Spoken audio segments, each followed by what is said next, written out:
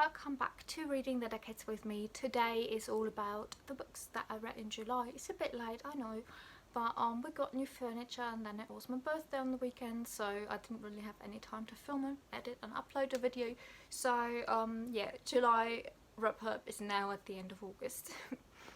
Lots of the books I read as ebooks, so I don't have a physical copy with me, but the other half of the books I have to show you. I read two books by Peter James, a new author for me that I tried for the first time. The first one was That Simple, which is about a stag night prank going totally wrong. The friends put the groom into a coffin and they bury him alive, and before they can get him back out of the ground they all die in an accident. And the other book that I read by him was The House on Cold Hill, which is about a family that moves into a house that already is inhabited but presumably by ghosts. And both of them I quite fairly enjoyed. They were quite nice reads for at night before going to bed, and yeah, I'm intrigued to read more by Peter James because I quite enjoyed those thrillers. Another thriller I read was Ruth Ware's In a Dark, Dark Wood, which is a closed circle mystery. I like Ruth Ware's books and I like closed circle mysteries, so this was another one that was right up my alley and I fairly enjoyed. I'm very excited for her new book that comes out in November, I guess, or October maybe. Then I read Dale Bailey's In the Nightwood, which is about a family that moves into a very big estate in Scotland, I believe it is, and it is about, well, the family is very grief-stricken. They've just lost their child. The woman is has a very poor mental health, and the husband is going to do some research. The estate belongs to an author he's doing his research on, and that author has written a very dark, twisted fairy tale, and it seems that this fairy tale has some truth hidden in the real world. So it was kind of a fairy tale mystery story, and it was quite intriguing and atmospheric. Then I read Wakenhurst by Michelle Paver, and this was a historical gothic fiction in a very atmospheric setting about a mysterious death and the devil in the detail, quite literally here. I'm very interested to read more by the author because I enjoyed that book. Then I read Blackwood by Michael Ferris Smith, which is about a homeless family that settles into a very small town, and very dark and mysterious things start to happen. After that I read American Dirt by Janine Cummings, which is the story of a woman who has to keep herself and her son safe from the cartel in South America. So her whole family gets killed, and the only option for her and her son to survive is to make the dreadful journey up to the north to enter the United States of America. And that story was truly horrific, heartbreaking and so intense. I wasn't expecting that from that book. I was interested in it, but was a bit precautious, and it absolutely blew my mind. It was so interesting to read about something that I've never really encountered before. I never read anything like that before. Yeah, it was really good and can only recommend it to everybody.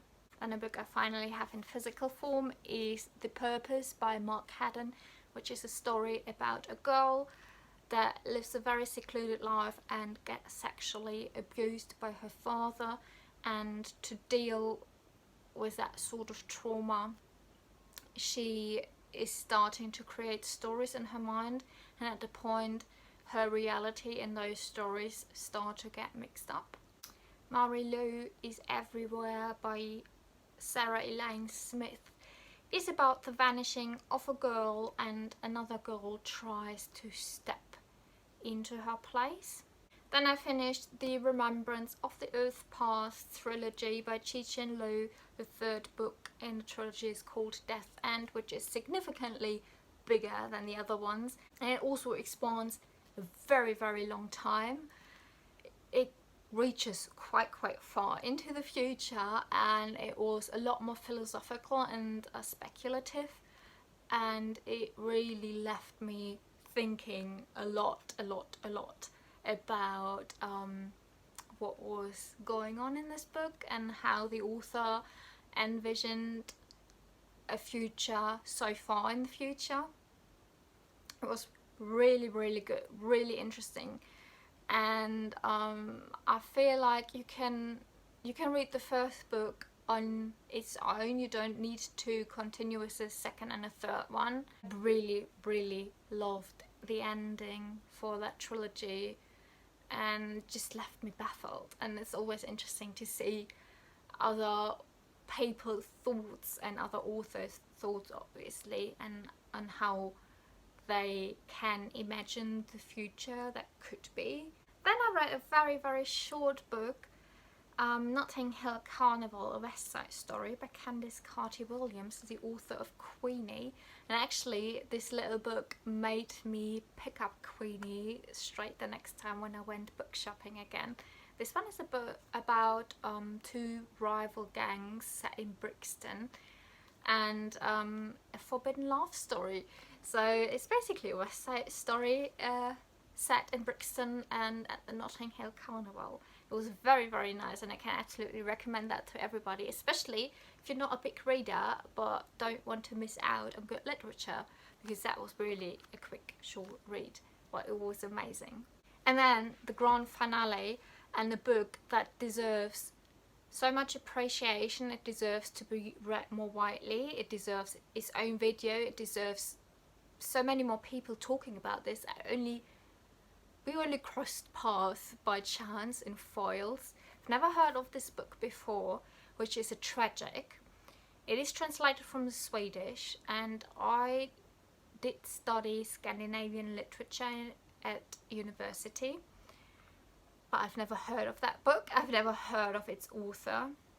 It's Kallocain by Karin Boye, and it was published in 1940 and got translated into lots and lots of different languages already in the 40s, and then also the following decades. George Orwell's 1984 got published in 49, and it got so much more publicity than this one, which envisions quite a similar world to the one we are familiar with in 1984. The story is set in a totalitarian regime called the World State, and is about a scientist who's working on a drug that, when induced, lets the person spit out all their secrets, all their thoughts. So it is a way, so this book deals about that your thoughts will never be private but always belong to somebody else, to the state. So we have quite similar actions and ideas to 1984. But why did this book why did this story get overlooked so much? Is it because it was written by a woman? Is it because it was written or first published in Swedish? Is it because the author actually was queer and she killed herself in the end? Yeah, I don't know, but it is a very short read, so if you have the time for only a short read, you can pick this one up and read this in a day. It leaves you with lots to think about, and this Penguin Classics edition also has a really good introduction that helps you understand the story and the author a lot better. So yeah, I absolutely love this book. I'm still shocked that I've never heard of that before, and I'm still shocked that we didn't cover that in my program at university. So those are all the books that I've read in July, and I've already read lots and lots in August, and I'll see you very soon for the August wrap up, probably hopefully next week or the week after. Until then, happy reading.